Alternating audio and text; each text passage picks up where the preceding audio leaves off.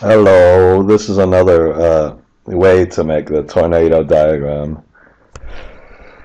We can use a two-way data table instead of a one-way data table. So really this exercise is nothing more than illustrating how you might use these with manipulate.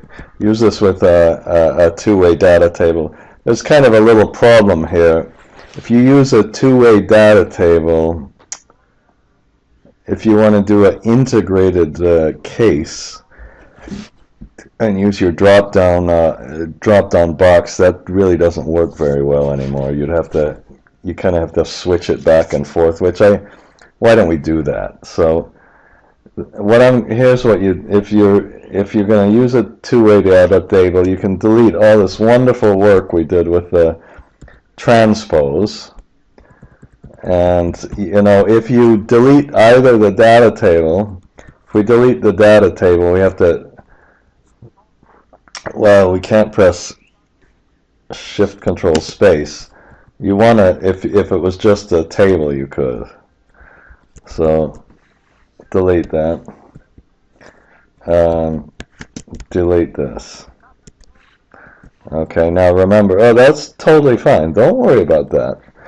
We're going to basically connect this straight from a data table, two-way data table. Now, to do this, let's move this over. How about I'll put it down here. So the big trick is to include not only a code number, but a variable number. Okay, and let's just make that variable number 1. Now what we're going to do is, so that's my last video I just made. Okay, what we're going to do is, how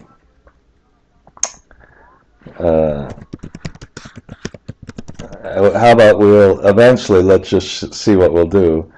We'll put the code number, no we won't, we'll put the 1, 2, 3, 4, the variable number. How about we'll put that over here? Maybe we'll start here. 1, 2, 3, 4, and then we'll have the base case 1, 2, 3. So what we're going to eventually do is take this thing that we want in the data in the this kind of thing here, this thing we want. And I guess, can we leave this here just a minute? We'll see.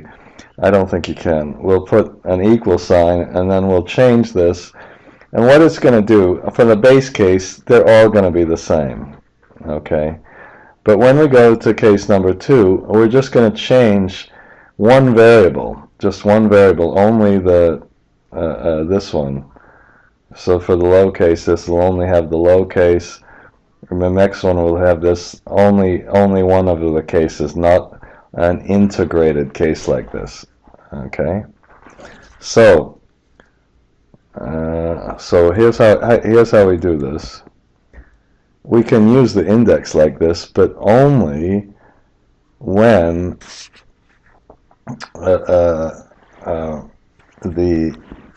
let's do this, if the variable number, why don't I press the F4, equals this little code number. We don't really have to put a F4 at all on this one. Okay, and then now, oops, and then if it's not, we'll always go to the base case. That's the trick. Let's see how that works. Oops. So when we're in code number 1, that's revenue, and code number 1 is best case, and variable number 1. So if we put variable number 2, everything changes except that one.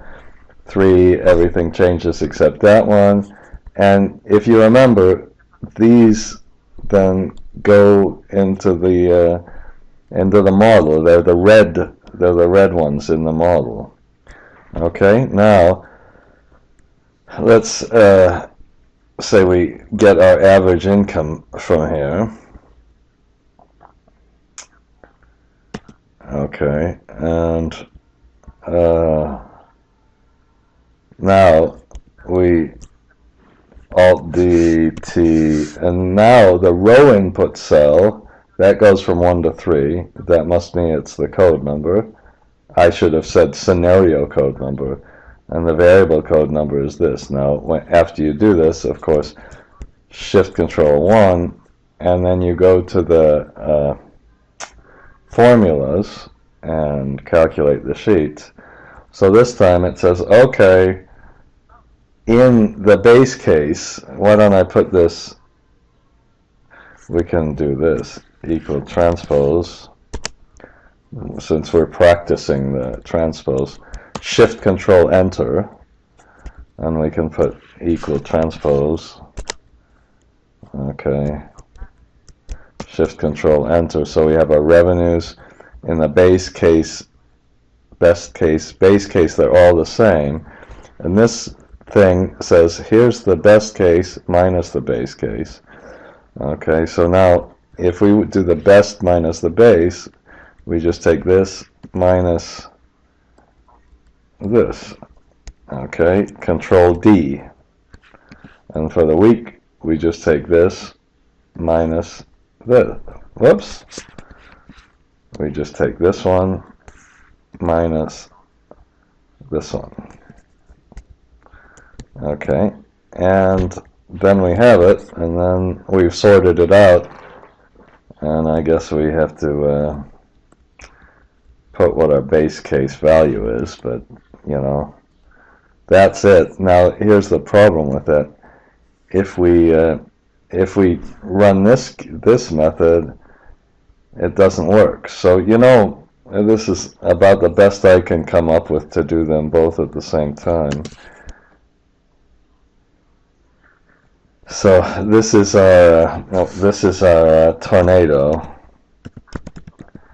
and this is our scenario. Okay, and we can just redo the index just to practice the index. But this one, let's just only press the code number.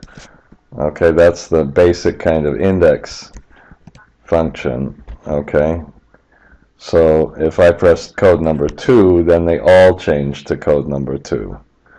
Okay, now if right now the model is connected to this one, and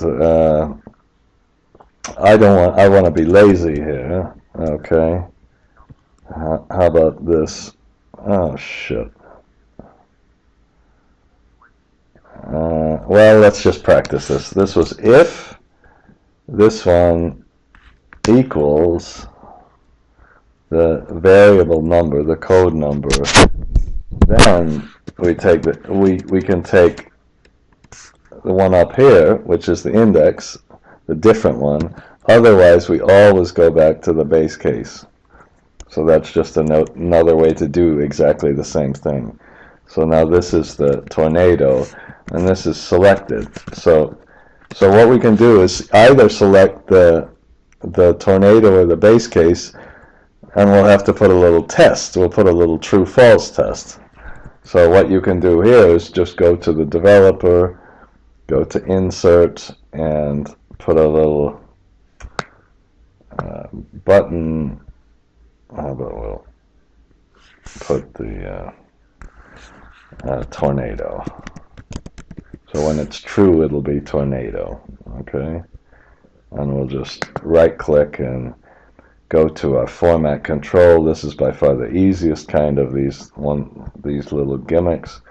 This just does a true and false. Press OK. Okay. Okay. And then we push this true or false, true or false, true, blah, blah, blah, blah. So if it's true, we take the tornado, which means the ultimate one we want to put in, that we'll, remember, go and drive the model in those red buttons. We'll say if, and we'll look at the true, and then if it's true, we'll take the tornado, otherwise we'll take the other one. Okay. So if we have the tornado, then we can do that. We can do this one. If it's the other one, if it's not the tornado, we can redo this one, data table, and only change the column number. That's what we have, a one-way table, and we go to the formulas, calculate the sheet. This didn't work, and this one worked. So we can only really do one at a time. If you want to do something else, you can make a really complicated macro. So complicated. Just calculate the sheet, stop it, and right-click on this, and assign the macro calc to this one. Okay, so if we go to tornado, we're okay. And if we go off, it changes this one. Okay, not a perfect solution. Maybe somebody has a better idea. I don't really. So I'm going to leave it on tornado, and that's a two-way way to use a two-way diagram to make the tornadogram. So this file is named scenario in two-way with two-way. I guess we have to save it as a macro-enabled workbook. Okay, I must not have had a macro in the old one. Okay. And I'm finished. I don't know why I wasted your time just now with that.